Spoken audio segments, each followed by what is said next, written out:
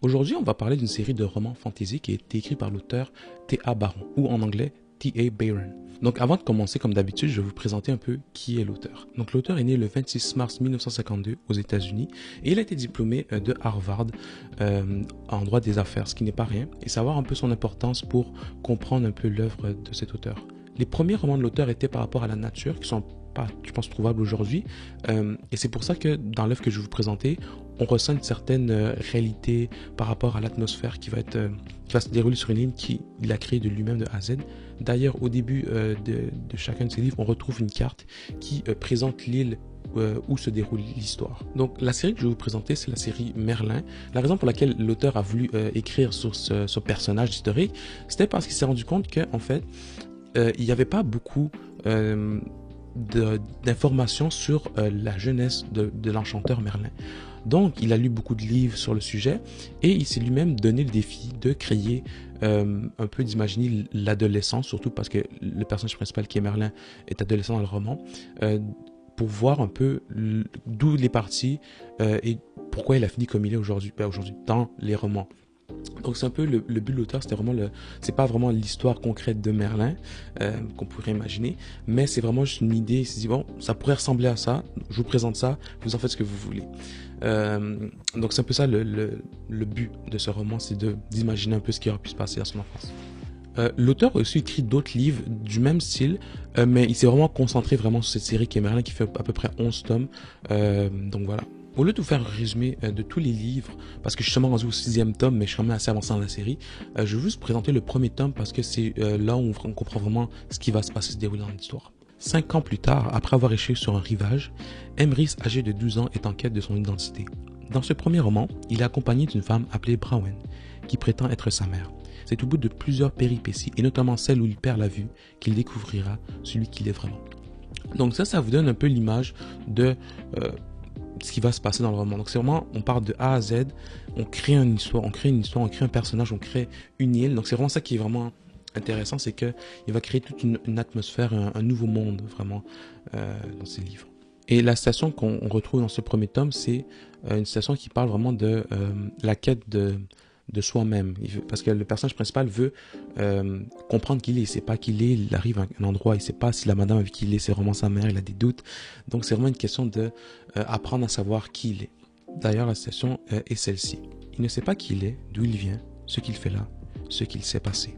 Ce que j'ai vraiment apprécié de cette série de romans, c'est que le style d'écriture est très simple. C'est un peu enfantin, on va se le dire, mais c'est justement pour ça que je le lis. C'est parce que quand je me remets de lecture de gros livres classiques, passer par Merlin, ça relaxe un peu. C'est simple, ça se lit bien.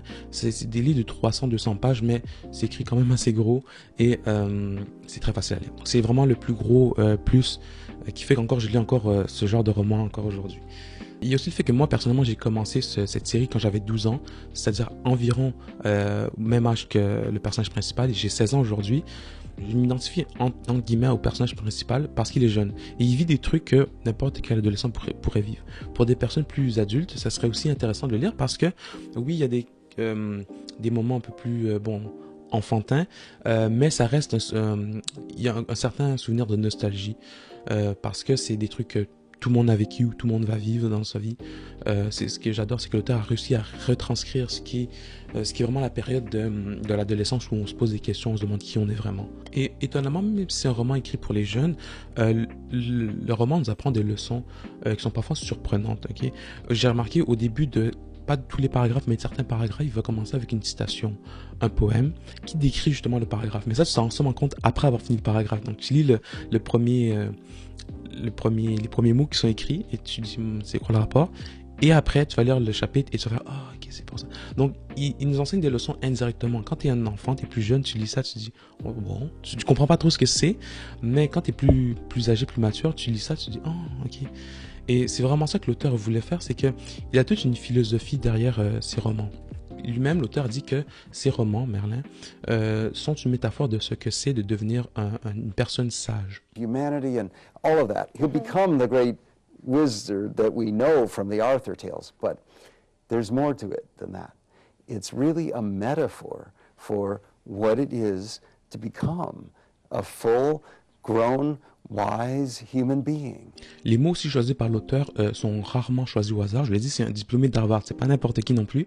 Et ce livre représente pour moi ce qu'est Le Petit Prince pour d'autres. C'est-à-dire que tu le lis quand tu es plus jeune, tu trouves que c'est une histoire assez intéressante, bon, il y a des aventures, mais quand tu es plus vieux, tu le relis avec un peu de méfiance parce que tu dis c'est pour les enfants, mais tu rencontres quand même des leçons qui sont fondamentales en quelque sorte.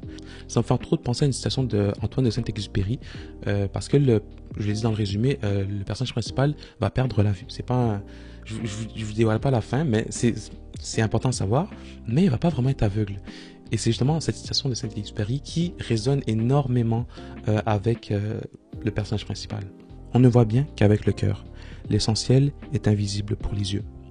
Ce que je vous conseille pour cette lecture, c'est pas nécessairement de noter les personnages. En fait, ça dépend. C'est une série de livres.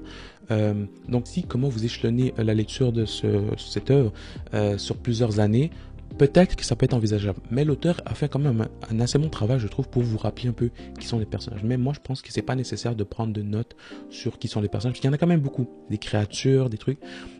Mais je sais aussi que l'auteur a sorti un bestiaire, donc ça peut peut-être vous aider. Mais si vous voulez pas dépenser de l'argent dans un autre livre pour pouvoir comprendre un livre, ça devrait le faire, il ne devrait pas y avoir de problème.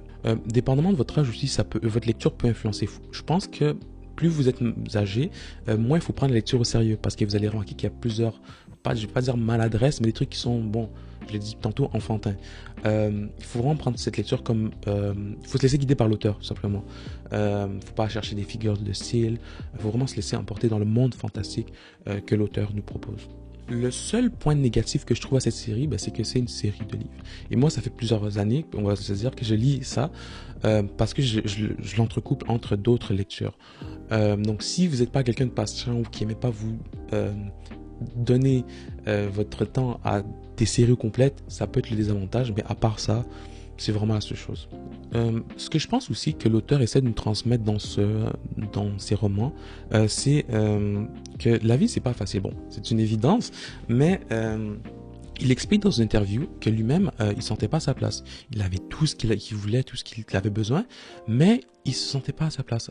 Alors que, je vous le répète encore, il a étudié à Harvard. Ça, c'est ce qui me choque, c'est que vraiment, il a fait des grandes études, il avait une femme, des enfants, mais encore là, il se sentait pas à sa place. And finally, I realized, here I was, 37 years old, and I'd met the woman of my dreams. We were about to start having children, and yet I was not doing what was really in my heart. C'est pour ça que je trouve ce roman si intéressant, malgré le fait qu'il donne un peu l'impression d'être pour les enfants.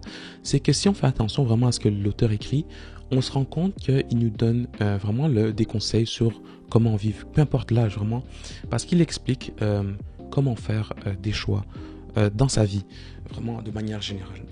Je vais vous laisser d'ailleurs une vidéo de l'auteur justement qui explique comment lui-même a fait le choix dans sa vie et comment essayer de faire les meilleures décisions possibles pour avoir la vie qu'on veut.